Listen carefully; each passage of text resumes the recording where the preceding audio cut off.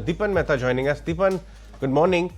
Dipan, before I come to you on markets and yesterday's second half action, I want to get your comments on something very interesting. The RBI Governor last evening mentioned, and this RBI Governor, he's been recognized for the amazing work we've seen done by RBI in times of massive crisis, very well acclaimed by global agencies of central bankers, everybody, and we all know by in our hearts how they have actually managed growth versus containing inflation and not throwing money in the economy as some of the other central banks have.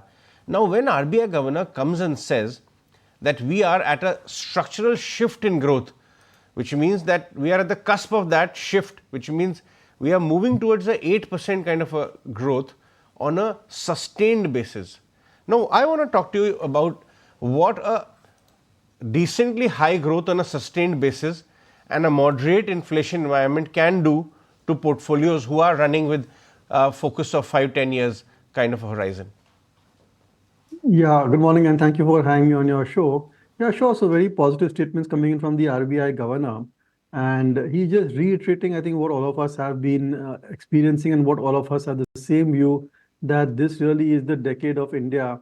And with a lot of fundamentals in place and a lot of stars completely aligned, demographics, political stability, overall upcycle in capex, good quality banking sector is in extremely good health. So there are many positive factors which should result in sustained growth rates, and a higher GDP growth rates eventually does translate into higher corporate profits.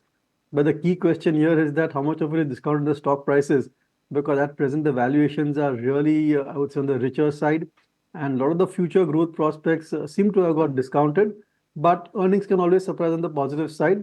But nonetheless, I think it is great, I would say, forecast coming in from the RBI Governor and does inspire a lot of confidence amongst investors as well as corporate India. Now let's come to yesterday's big, this is the second time we really saw big blowout in financials in a matter of 10 days. It appears clearly that, FII selling may have troughed out now and they are repositioning. Are you getting a sense too? No, I think that FI selling is still quite volatile, and their view has not changed. They do find the stocks are expensive at this point of time. They have the choice of investing in several other markets. So from that point of view, it's difficult to predict how they will react to India at these valuations. But I think from time to time, you will have such days when they do have positive flows. And those are the days you will find that the large cap stocks will do exceptionally well, because those are the ones that they really are targeting.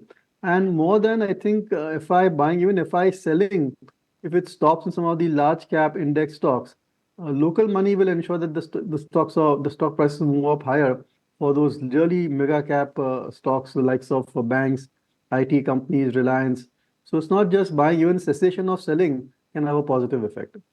Even have you analyzed CG Power or even Tubes, the parent company which holds CG Power, and the stuff which is happening in these two?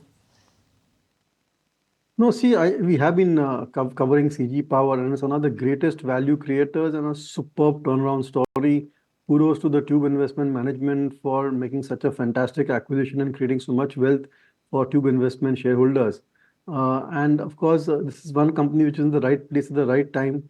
We are seeing a massive pickup in capex, private sector as well as public sector, and the company's brands, the company's position in the industry is really strong.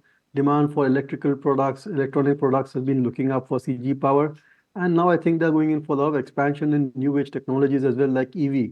But a lot of the positives have got captured in the stock price. Valuations are extremely rich for a typically cyclical business or an engineering company. So at these levels, I think it's best to remain invested if you have been sitting on profit.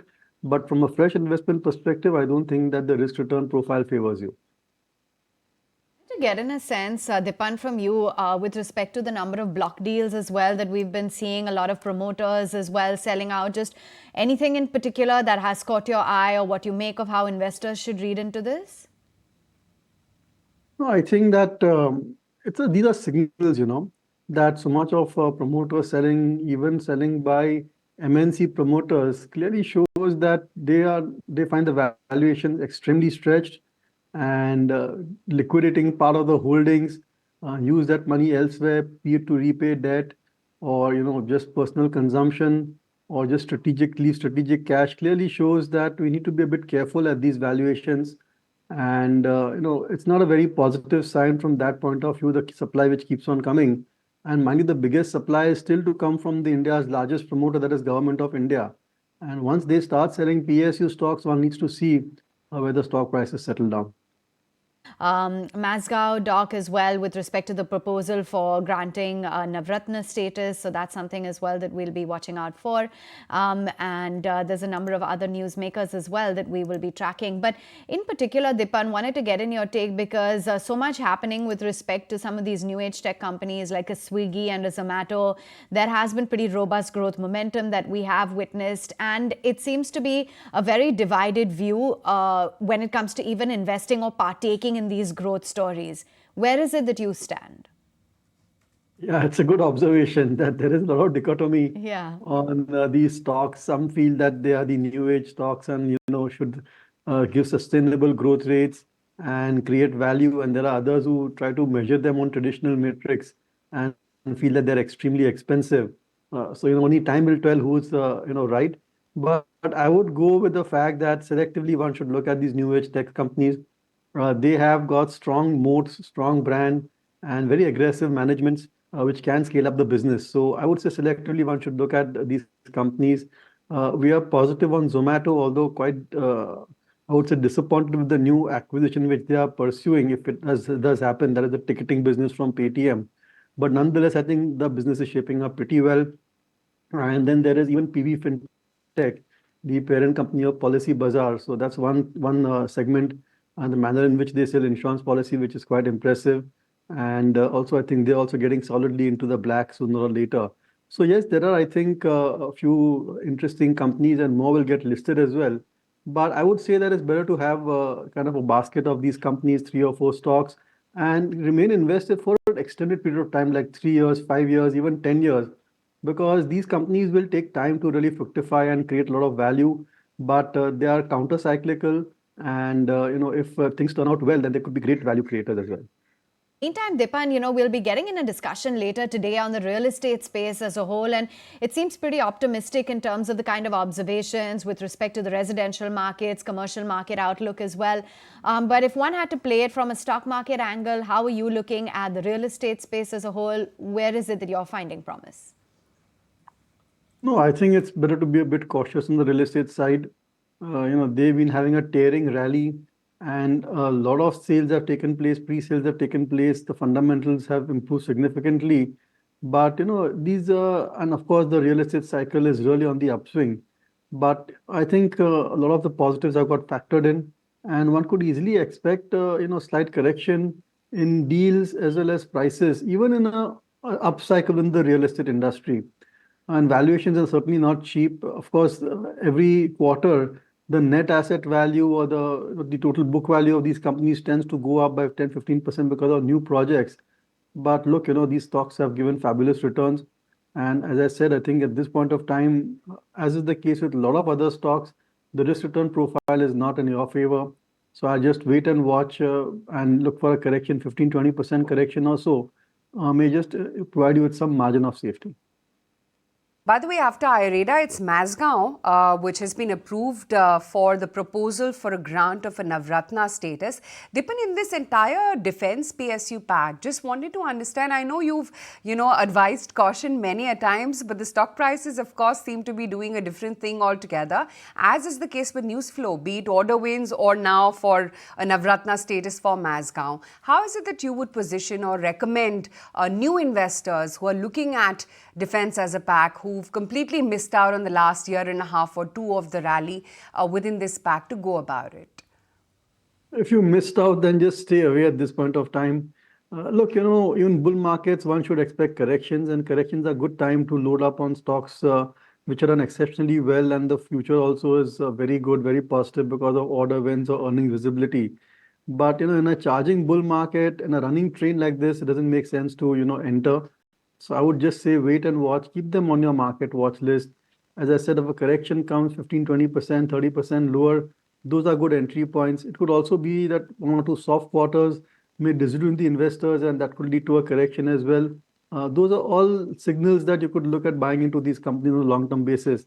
But at these levels, with 50, 60 times trailing 12 months price to earnings multiple, I don't know whether you can really have a great return buying into such companies at these levels. Dipan, what are your thoughts on some of these pipe companies?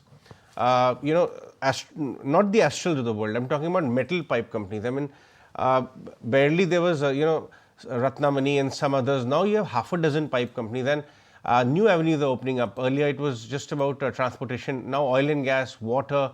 Any of those names you like or have in your portfolio? A disclosure, we are invested in APL Apollo, and that's been a great value creator. Their branding strategy, their focus on construction sector, and other various initiatives which they have taken has played out very well for them. But look, again, valuations are very, very rich when it comes to a stock like APL Apollo, and last quarter results were also quite disappointing. So from that point of view, I just want to wait and watch these pipe companies. I wouldn't advocate buying into anything at this point of time. Okay, not recommending buying into any of the metal, pipe companies at least. Is it that you're looking at the telecom space? While, of course, there is that impending tariff hike, which everyone's talking about, seems like the stock prices have already moved in anticipation of that. And then, of course, there is the ongoing spectrum auction as well. Dipan? Oh, sorry, this question was for me? Yes, that's right. No, I think that the spectrum auction is really a non-event.